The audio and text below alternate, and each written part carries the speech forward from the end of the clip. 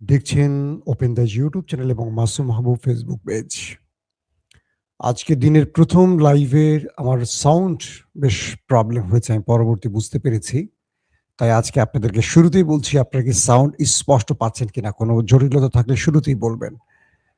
লাইভের সময় অনেক সময় লাইভ কমেন্ট বক্সে আমাদের চোখ যায় না। তার প্রধান কারণ হলো, যখন একটা কথার মধ্যে থাকি তখন ন্যাচারালি দেখা যায় মনোযোগ চলে যায় একদিকে। আর কমেন্ট পড়তে শুরু করলে লাইভের মধ্যে মনোযোগ চলে যায় আরেক দিকে। আমি সকালের যে গুরুত্বপূর্ণ খবরগুলো দিয়েছিলাম, ১ মিনিটে কয়েকটা শিরোনাম বললেই বুঝতে পারবেন। আর তারপর আমি আজকের আপডেট খবরগুলো আপনাদের দেবার চেষ্টা করব। এখন সব ঠিক আছে, কমেন্ট পাচ্ছি আপনাদের যে সব ঠিক আছে।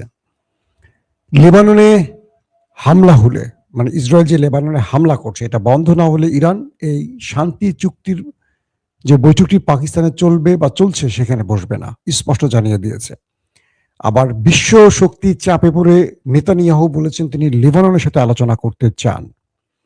বলা হচ্ছে আগামী ২৪ থেকে ৪৮ ঘন্টা খুবই গুরুত্বপূর্ণ সময়, এবং ইরান, আমেরিকা, ইসরায়েল তারা নিজেরা বড় যুদ্ধের জন্য একদিকে প্রস্তুতি নিচ্ছে, অন্যদিকে ইরান এবং আমেরিকা যুদ্ধ বন্ধে নিজেরা আলোচনার টেবিলে আছে। পাশাপাশি কুয়েতে মার্কিন একজন সামরিক কর্তার একটি ভিডিও ভাইরাল হয়েছে টেলিভিশনের মাধ্যমে। সেখানে তিনি বলেছেন ইরানের হামলায় তারা প্রচুর সংখ্যক সেনা ওপারে চলে গেছেন। পাশাপাশি মার্কিন সেনাদের মনোবল ভেঙে পড়েছে। এরকম অনেকগুলো গুরুত্বপূর্ণ সংবাদ আমি সকালে দিয়েছিলাম। হরমুজ প্রণালী ইরান খুলবে না যতক্ষণ পর্যন্ত ইসরায়েল লেবাননে হামলা করবে। এই জন্য ট্রাম্পের উপর ব্যাপক চাপ বাড়ছে। ট্রাম্প এখন নেতানিয়াহুকে বলছে, তুমি আক্রমণ বন্ধ করো, নতুবা আমার ছাল থাকবে না। দর্শক চলেন আমি আজকের গুরুত্বপূর্ণ খবরগুলি একটা একটা করে আপনাদের দেবার চেষ্টা করছি। সব ঠিক আছে সাউন্ড, তাই তো? তাহলে আমরা শুরু করি। আপনাদের কমেন্টগুলো আমার কাছে আসছে। মাসুম ভাই বরিশাল কাশিমপুর থেকে দেখছি। বাগদাদ ইউসুফ ভাই, আমার এই ভাইটা সবসময় লাইভে থাকেন। ইতালি থেকে দেখছেন, খুলনা থেকে দেখছেন। জি, যুদ্ধে কে জিতলো কে হারলো এটা নিয়ে আমি মাঝে মাঝে অল্প অল্প করে আলোচনা করি। একসাথে আলোচনাগুলো করি না কেন? নতুন নতুন তথ্য আসছে, সেগুলো জানাবার জন্য। ইরান ইতিমধ্যে তার প্রতিনিধি দল চলে গেছে পাকিস্তানে, পৌঁছে গেছে পাকিস্তান। আর পাকিস্তান তাদের ফাইটার জেট দিয়ে ইরানের বিমানটিকে কর্ডন করে নিরাপত্তা দিয়ে পাকিস্তানে নিয়ে গেছে।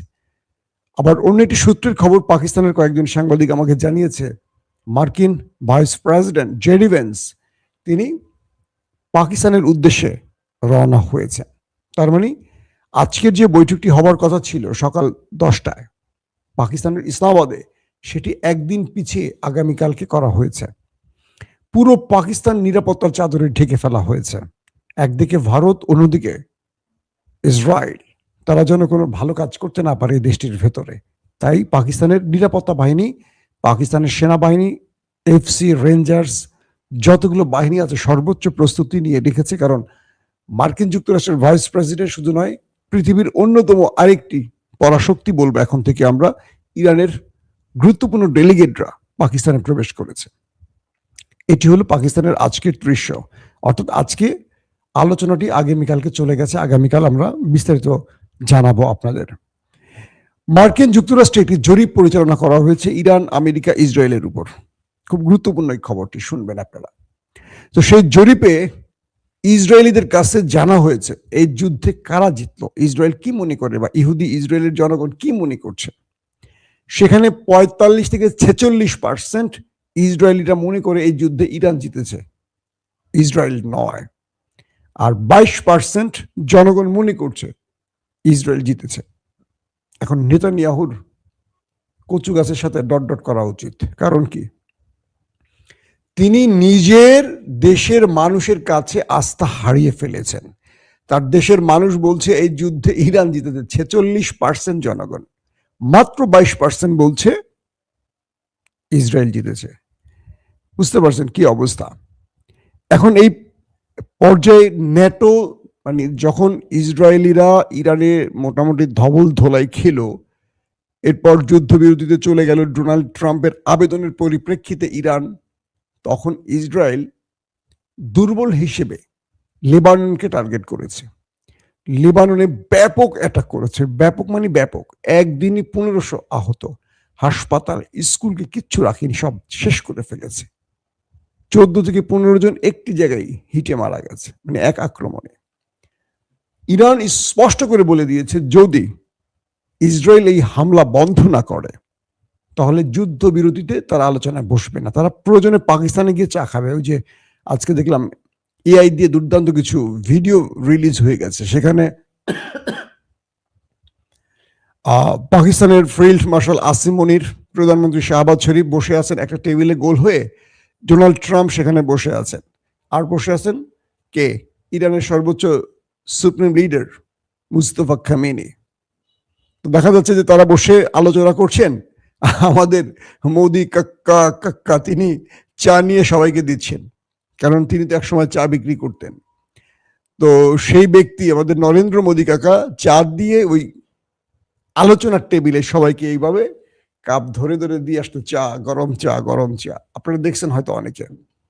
এটি কারা বানিয়েছে? হয়তো পাকিস্তানিরা বানিয়েছে ভারতকে সাইজ করার জন্য, কারণ ভারত আসলে চায়নি যে ইরান এবং আমেরিকার মধ্যে যে মধ্যস্থতা বা আলোচনা চলছে এটা পাকিস্তানের মাধ্যমে হোক, এতে করে পাকিস্তানের ইজ্জত পৃথিবীর বুকে বেড়ে যাবে। যেখানে কোনো রাষ্ট্র পারেনি সেখানে পাকিস্তান পারছে।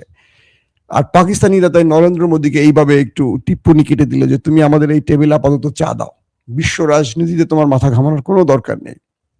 তো বলা হচ্ছে যে ইউরোপ লেবাননে ইসরায়েলি এই অ্যাটাকের ঘোর বিরোধিতা করেছে। ফ্রান্সের ইমানুয়েল ম্যাক্রন একদম ডাইরেক্ট বলে দিয়েছে এটা বন্ধ করতে হবে, এবং ব্রিটিশ মানে ব্রিটেন আরো যে ইউরোপীয় রাষ্ট্রগুলো আছে তারা স্পষ্ট বলে দিয়েছে যে ইসরায়েলকে খুব দ্রুত সময়ের মধ্যে লেবাননে হামলা বন্ধ করতে হবে এবং এখানে আলোচনার মাধ্যমে সমাধান করতে হবে।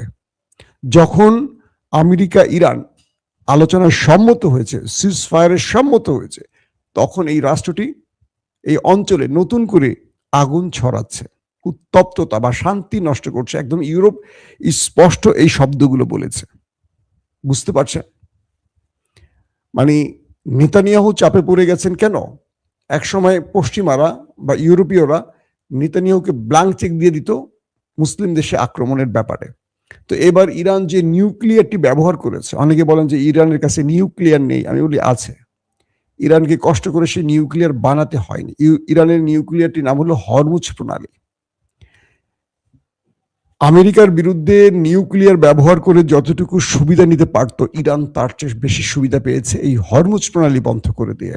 পুরো পৃথিবী, পুরো ইউরোপ, ন্যাটো ইরানের পায়ের কাছে হাজির হয়ে গেছে। ডোনাল্ড ট্রাম্প ন্যাটো প্রধানের সাথে বৈঠক করে খুব আফসোসের সাথে বলছেন যে এই ন্যাটোর মূল ভিত্তি আমেরিকা গড়েছে, এটার অর্থ নৈতিক সাপোর্ট আমেরিকা দিয়ে থাকে, ন্যাটোকে বাঁচিয়ে রেখেছে আমেরিকা। আর আজকে আমেরিকা ইরানের কাছে মার খেয়ে সোজা হয়ে গেল, কিন্তু ন্যাটো এগিয়ে আসলো না, ইউরোপীয় ইউনিয়ন এগিয়ে আসলো না। ইউরোপ বলছে যে তুমি তোমার খেয়াল খুশি মতো একটা রাষ্ট্রের যুদ্ধ ছড়িয়ে দিয়ে পৃথিবীতে অর্থনৈতিক সংকট তৈরি করবে, তেলের সংকট তৈরি করবে, আর তোমার অলিগাররা বাজার থেকে হাজার হাজার মিলিয়ন ট্রিলিয়ন ডলার লুট করে নিয়ে যাবে। এটা তো আমরা সাপোর্ট দিতে পারি না। তোমাকে যদি প্রশ্ন করি এই যুদ্ধ কেন, তোমরা ইরানে অ্যাটাক করে নিউক্লিয়ার কি পেয়েছ? তোমরা ইরাক, যেমন স্পেনের প্রধানমন্ত্রী ডাইরেক্ট বলছেন, পেড্রো কি বলছিলেন যে আমাদেরকে এইভাবে ডেকে নিয়ে এক সময় আমেরিকা ইরাকে হামলা করেছিল। দিন শেষে দেখলাম যে ইরাকের বিরুদ্ধে যে অভিযোগগুলো ছিল, তারা রাসায়নিক বা পারমাণবিক বোমা তৈরি করছে, এগুলো সব মিথ্যা অভিযোগ ছিল আমেরিকার। তো এখন তারা ঠিক ইরানের বিরুদ্ধে একই কাজ করছে। ইরান বলছে তারা শান্তিপূর্ণ কর্মসূচি মানে ইউরেনিয়ামের সমৃদ্ধ করছে বা নিউক্লিয়ার পাওয়ার প্ল্যান্টের জন্য বা চিকিৎসা সেবার জন্য কাজে লাগাবে। আর আমেরিকা বলছে যে না, তারা নিউক্লিয়ার বোমা বানাবে। যারা নিজেরাই নিউক্লিয়ার বোমার মালিক ইসরায়েল, তারাই ইরানের বিরুদ্ধে নিউক্লিয়ার ধ্বংসের অভিযোগ করছে যে ইরানের নিউক্লিয়ার ধ্বংস করো। তাহলে ইসরায়েল কি করে এই নিউক্লিয়ার বানিয়েছে? পেড্রোর কথাগুলো দুর্দান্ত, মনে হচ্ছে কোনো মুসলিম দেশের প্রধানমন্ত্রী, যেটা বাংলাদেশের মতো বা অন্যান্য মুসলিম দেশের কাপুরুষ নেতারা বলতে পারেনি। তারা ভারতকে অখুশি করে কোনো কথা বলবে না, আমেরিকাকে অখুশি করে কোনো কথা বলবে না, কিন্তু পেড্রো বলে ফেলেছে। তো বিষয়টা হলো যে এই পর্যায়ে এসে ইউরোপ চেপে ধরেছে ইসরায়েলকে, ইসরায়েলও মাইন্ড চিপায় পড়ে গেছে। এখন লেবাননে তারা হামলা করছে, কিন্তু ইউরোপের সাপোর্ট পাচ্ছে না, ট্রাম্পের উপর থেকে চলে গেছে সাপোর্ট। ট্রাম্প বলছে যে আমি প্রয়োজনে ন্যাটো থেকে চলে যাব। তো ন্যাটো ইউরোপকে আবার আমেরিকাকে মনে করিয়ে দিচ্ছে, মিস্টার প্রেসিডেন্ট ট্রাম্প তুমি চাইলে যেতে পারবে না। কারণ কি? কারণ হলো নেটো থেকে তুমি একজন প্রেসিডেন্ট তোমার ইচ্ছা চলে যেতে পারো না। এখানে তোমাকে মার্কিন কংগ্রেস, মার্কিন সিনেটে বিল পাস করতে হবে যে তুমি থাকবা কি থাকবা না, এটার উপর সকল সিনেটররা, সকল কংগ্রেসম্যানরা ভোটাভুটি করবে। সো প্রেসিডেন্ট ট্রাম্প চাইলেই নেটো থেকে বের হতে পারবে না। সবচেয়ে সুবিধাজনক অবস্থানে আছে মিস্টার ভ্লাদিমির পুতিন। তিনি এখন পারস্য উপসাগরের আশেপাশে নিঃশ্বাস ছাড়ছেন, আর মধ্যপ্রাচ্যের আশেপাশে তিনি তার রাজনৈতিক স্বার্থ খুঁজছেন। কারণ আমেরিকা এই অঞ্চলে ব্যাপক মার খেয়ে, তাদের গালফ কান্ট্রিতে তার যে ধোলাই খেয়েছে, এখানে তিনি দুর্বল হয়ে গেছে। এখন চীন আর রাশিয়ার জন্য এই অঞ্চলটি এখন তাদের কি বলবো, খুব ভালো মৌসুম শুরু হয়ে গেছে। এবং লেবাননে ভয়াবহ হামলায় পৃথিবীর প্রতিটি দেশ এখন ইসরায়েলের বিরুদ্ধে দাঁড়িয়ে গেছে, এবং এটি বন্ধ হতে হবে। ইরান বলে দিয়েছে কোনো আলোচনা হবে না লেবাননে হামলা বন্ধ হলে, প্রয়োজনে আমরা ইসরায়েলের বিরুদ্ধে আবার লড়াই শুরু করে দেব। তো এই পর্যায়ে এখন আসলে কি করার আছে? অন্যদিকে আরেকটি খবর পাওয়া গেছে যে ইরানের সাবেক পররাষ্ট্রমন্ত্রী কামাল কারাজি, তিনি দখলদারদের হামলায় আহত ছিলেন, অবশেষে তিনি শাহাদাত বরণ করেছেন। তিনি ছিলেন এটার নেপথ্যের একজন অন্যতম মাস্টার মাইন্ড। তাকে ইসরায়েল টার্গেট করে মেরে দিয়েছে, এবং ইরান এই শোকে ঐক্যবদ্ধ হয়ে তার দেশে শত্রুর আগ্রাসনের বিরুদ্ধে আরো শক্তি ছড়াবার জন্য প্রত্যয় ব্যক্ত করেছে। দর্শক, আরেকটি গুরুত্বপূর্ণ খবর হলো যে পাকিস্তানের যিনি প্রধানমন্ত্রী কি বলে প্রতিরক্ষা মন্ত্রী ছিলেন খাজা আসিফ, যদিও ভোটে জিতেননি তিনি, আমাদের কি বাংলাদেশের পররাষ্ট্রমন্ত্রীর নাম কি, তিনি কি ভোটে জিতছিলেন নাকি, মনে হয়তো না। তো তিনি যে স্টেটমেন্টটা দিয়েছিলেন ইসরায়েলের বিরুদ্ধে, ইসরায়েলের একদম তীরের মতো বুকে লেগেছিল।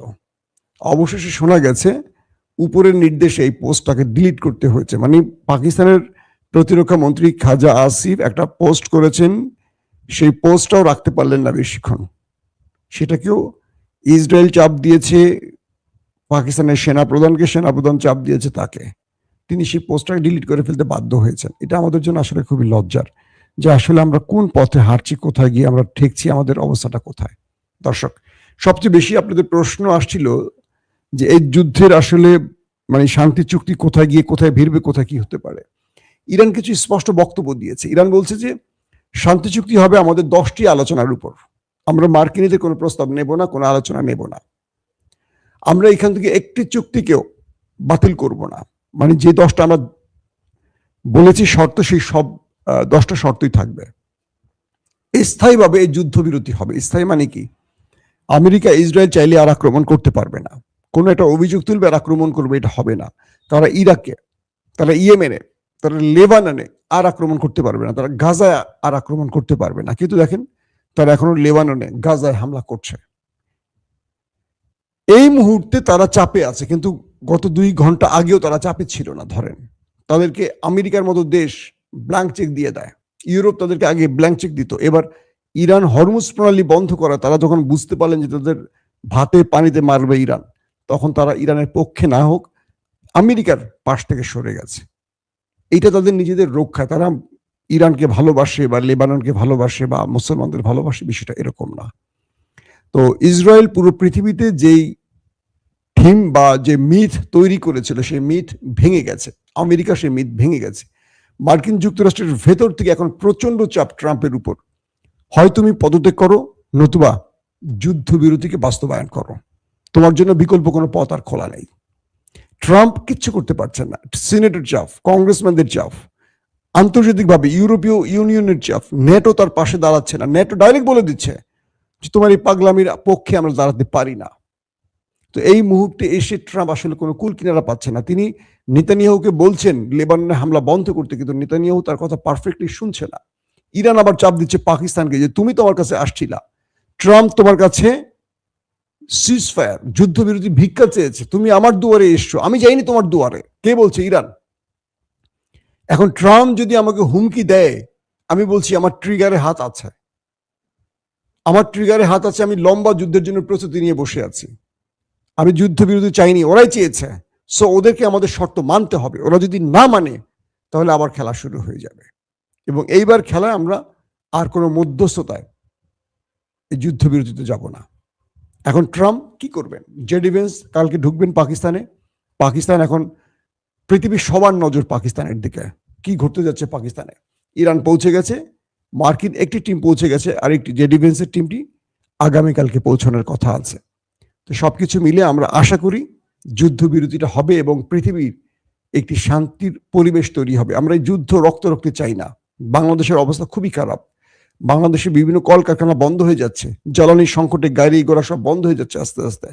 মানুষ তেলের পাম্পে দীর্ঘ লাইনে বসে আছে। এই যে বিশাল, কোথায় হরমুজ প্রণালীতে বাধা, পুরো পৃথিবী অচল হয়ে পড়ছে। এগুলোর জন্য দায়ী কে? Israel, America. কিন্তু এটাও বাংলাদেশের প্রধানমন্ত্রী জনাব তারেক রহমান মুখ ফুটে বলতে পারছেন না। ভাসুরের নাম উচ্চারণ করা নিষেধ।